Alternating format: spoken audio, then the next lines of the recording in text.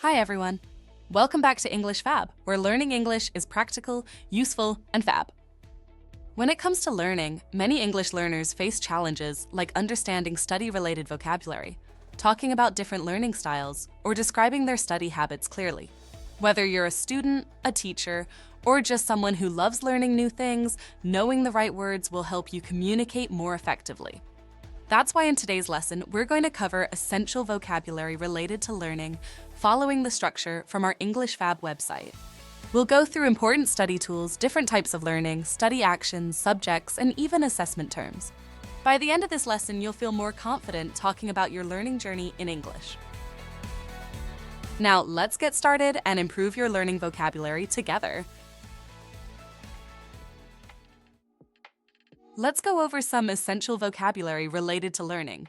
Whether you're studying for an exam, improving your skills, or taking an online course, having the right words will help you describe your learning process clearly and confidently. In this lesson, we'll break down key learning-related vocabulary into different categories. Let's get started. 1. Learning tools. When studying, we use different tools to help us learn and stay organized. A notebook is used for taking notes and writing down important information. A textbook contains lessons, exercises, and explanations for different subjects. Flashcards are small cards used for quick memorization of facts or vocabulary. A highlighter is used to mark important words or phrases in books and notes. A dictionary helps learners understand word meanings and pronunciation. A laptop is often used for online research, writing assignments, and studying digitally. A calculator is useful for solving math problems. A whiteboard is a large board used for writing notes, explaining concepts, or brainstorming ideas. Sticky notes help learners jot down reminders or important points. A pen is used for writing, while a ruler helps measure and draw straight lines. A tablet is a digital device used for ebooks, online courses, and study apps. 2. Study actions. Studying involves many different activities. Let's go over some common ones. To read means to look at and understand written words. To write means to put thoughts or information on paper or a digital device. To memorize is to learn something so well that you can remember it without looking. To revise means to review what you've learned before a test. To practice means to do something repeatedly to improve your skills. To brainstorm is to think of ideas quickly, often in a group. To summarize means to explain something in a shorter and clearer way. To annotate is to write notes or comments on a text to better understand it. To outline is to organize ideas in a structured way before writing. To discuss means to talk about a topic with others to exchange ideas. To review means to go over information again to reinforce learning. To solve is to find the answer to a question or problem. 3.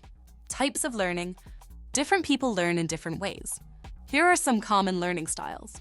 Self-study is when a person studies alone without a teacher. Group study involves learning with classmates or friends. Online learning happens through digital platforms and virtual classes. Classroom learning takes place in a traditional school setting with a teacher. Experiential learning means learning through experiences such as travel or projects. Hands-on learning involves using physical activities or practical work. Peer learning happens when students teach or learn from each other. Distance learning is when students take courses remotely without attending a physical school. E-learning refers to digital learning through apps, websites, and virtual courses. Tutoring involves one-on-one learning with a teacher or mentor. 4. Subjects. Students study different subjects depending on their interests and goals. Math focuses on numbers or exercise calculations and problem solving. Science covers biology, chemistry, and physics. History explores past events and how they shape the present. Literature involves reading and analyzing books, poems, and stories. Language refers to learning how to communicate in different languages. Art includes drawing, painting, and other creative skills. Geography is the study of the earth, maps, and different places. Music involves learning instruments, singing, and reading musical notes. Physics studies forces, energy, and motion. Chemistry focuses on chemical reactions and substances. Biology is the study of living things, including plants and animals. Economics examines money, trade, and business systems. 5. Assessment terms. Assessments help measure what students have learned. Here are some key terms. A quiz is a short test with a few questions. An exam is a formal test given at the end of a course. Homework refers to assignments given to students to complete outside of class. An essay is a written piece analyzing or explaining a topic. A project involves research, creativity, or teamwork to present an idea. A grade is a score or a mark given based on performance. A rubric is a set of rules used to grade assignments or projects. A test is an evaluation of knowledge or skills. An assignment is a task given by a teacher to complete. A presentation is when a student speaks about a topic in front of others. Peer review is when students evaluate each other's work. A progress report is an update on a student's learning performance. 6. Study environments. The place where you study can affect your focus and productivity. A library is a quiet place filled with books and study materials. A study hall is a classroom where students can focus on homework. A home desk is a personal study space at home. A co-working space is a shared space where people can work or study. A classroom is a traditional learning space in a school or university. A coffee shop can be a relaxing place to study with background noise. A virtual classroom is an online space where students learn through video calls. A lab is a workspace for science experiments and research. A reading nook is a cozy space dedicated to reading. A quiet zone is an area designed for focused studying with minimal noise. 7. Learning goals. Everyone studies with a goal in mind. Here are some common learning objectives. Improve vocabulary by learning new words and their meanings. Understand concepts by deeply analyzing ideas. Pass exams by preparing effectively for assessments. Critical thinking helps students analyze and solve problems logically. Expand knowledge by learning about new topics and ideas. Build skills through practice and hands-on experience. Increase confidence by mastering a subject or skill. Achieve fluency by becoming comfortable in a language. Now that we've learned key vocabulary related to learning, let's see how these words are used in real-life situations. Practicing with example sentences will help you feel more confident using them naturally in conversations and writing. 1. Learning tools. Let's start with some sentences about study tools.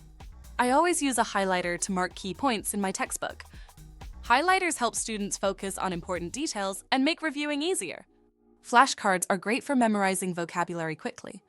Flashcards are a useful way to practice words, definitions, and facts through repetition. 2. Study actions. Here are some sentences about different study habits and techniques. I need to revise my notes before the math test. Revising notes is an important step in preparing for exams. She spends hours practicing her speaking skills. Practicing speaking helps improve fluency and pronunciation in any language. 3. Types of learning. Different people prefer different learning styles.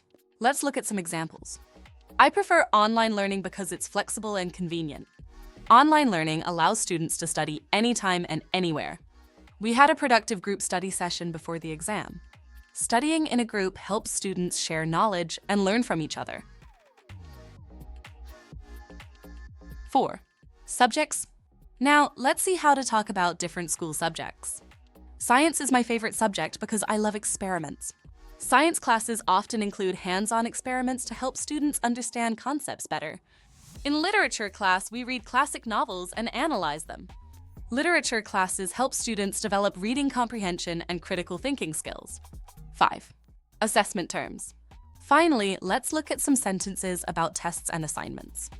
The teacher gave us a surprise quiz on yesterday's lesson. Quizzes are a great way to check students' understanding of recent topics. Our final project is about designing a new app. Projects allow students to apply their knowledge and creativity to real-world tasks. Now that you've seen these words in action, try practicing them in your own conversations or writing. The more you use them, the more natural they will feel. Great job today! You've learned essential vocabulary that will help you talk about learning in English, whether you're discussing study habits, school subjects, or different learning methods. Now, it's time to put these words into practice. Try using them in your daily conversations, writing them in your study notes, or even explaining your learning style to a friend.